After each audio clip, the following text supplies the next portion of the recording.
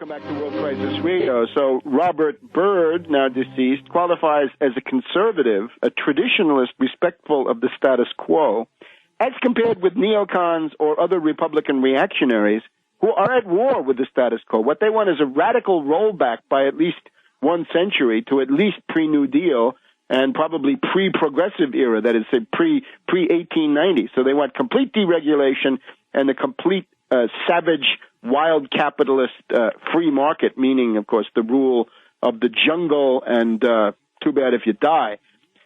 Couple of moments. Byrd, of course, opposed, as I recall, the Bush tax cuts as irresponsible. Correct. The tax cuts for the rich, of course, trickle-down economics don't work. They simply feed bubble economy, as we saw then. In 1986, when Byrd, along with Jim Wright, took over as the two leaders in the legislature there, the Congress, against Reagan, this was the time when Wright put through his attempt to create a Tobin tax on Wall Street speculative turnover. But I think the shining moment for Byrd in recent years was his really lonely fight against the Iraq war, when most Democrats wouldn't go with him. Republicans were all with Bush. This was in January, February, March of 2003, when he would go to the floor of the Senate and then look right into the camera and say, they're destroying your Constitution. He'd take out the Constitution and he would show it. That is a traditionalist. And, of course, the so-called defenders of the Constitution today on the right, the Tea groups and Tea parties, they're all warmongers. They don't seem to have any concern about the Constitution, at least that part of the Constitution, which they don't like. They also don't like the general welfare clause. So they have some parts that they like, some parts that they invent. Now, the Russian spy ring. Well, the Hamburger Summit was the most normal U.S.-Russian summit ever, really, because it was not held in wartime.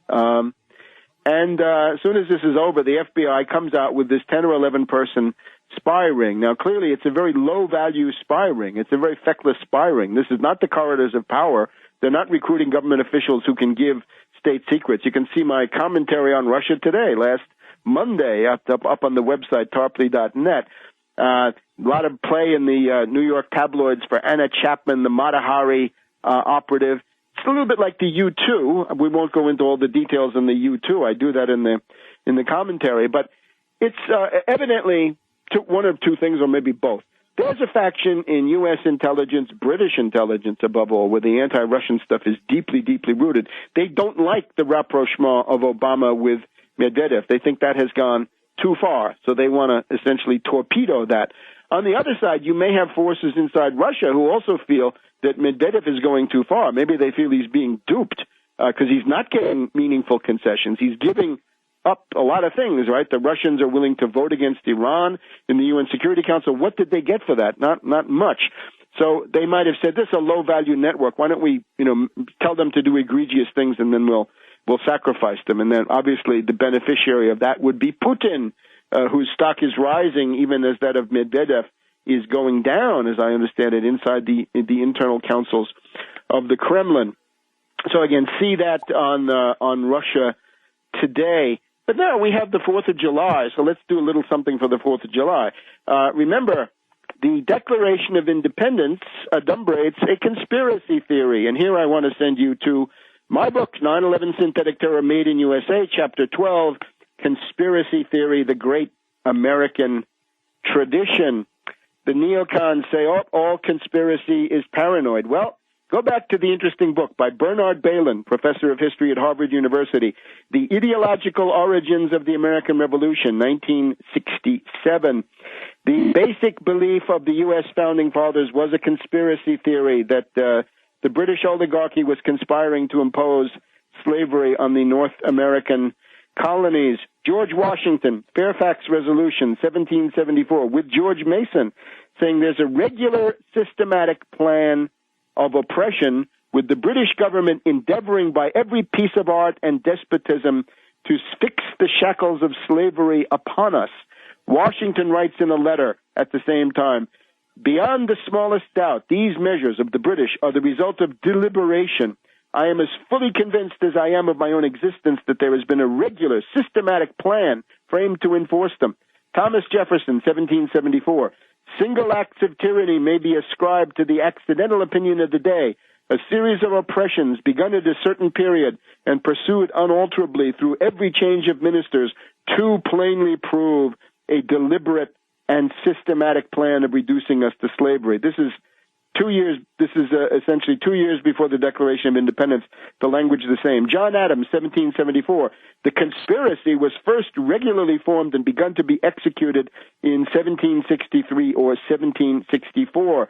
Adams saw a junto conspiracy, profoundly secret, dark, and deep. These are all quotes collected by Balin. The Royalists see it the same way. So that gets us to July 4th, 1776, when a long train of abuses and usurpations, pursuing invariably the same object, evinces a design to reduce them under absolute despotism. It is their right, it is their duty to throw off such government and to provide new guards for their future security. The history of the present King of Britain is a history of repeated injuries and usurpations, all having in direct object the establishment of an absolute tyranny over these states. And I'd like to include Lincoln, obviously equal or superior to any individual founding father. The House divided speech of 1858, conspiracy theory there too. We cannot know that all of these adaptations are the result of pre-concert.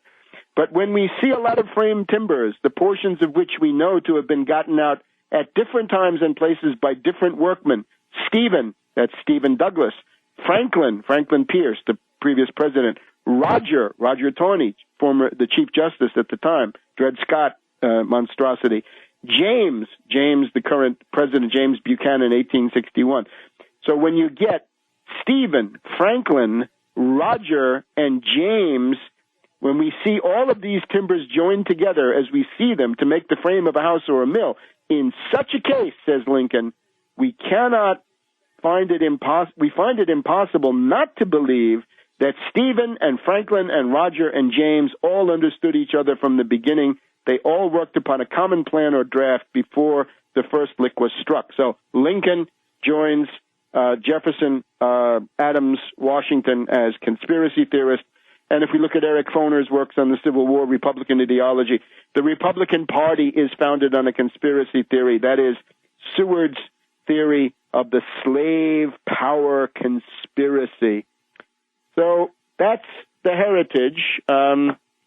We always want to be looking out for false flag events. As we approach these possible cataclysmic events in the financial structure prefigured by this Citibank collapse, by this peak in the credit default swaps on the Southern European debt, all of this can come into rapid motion. There can be tremendous tremors. This then reminds us that the native, the indigenous traditional method of analysis here is to not to make everything dependent on conspiracies, not to reduce the world to conspiracy, certainly not, because objective reality remains. Military, economic, and other factors out there are real. But in terms of manipulating them, and especially when you're dealing with an oligarchy, which tends to operate this way, right? A tyrant doesn't need it.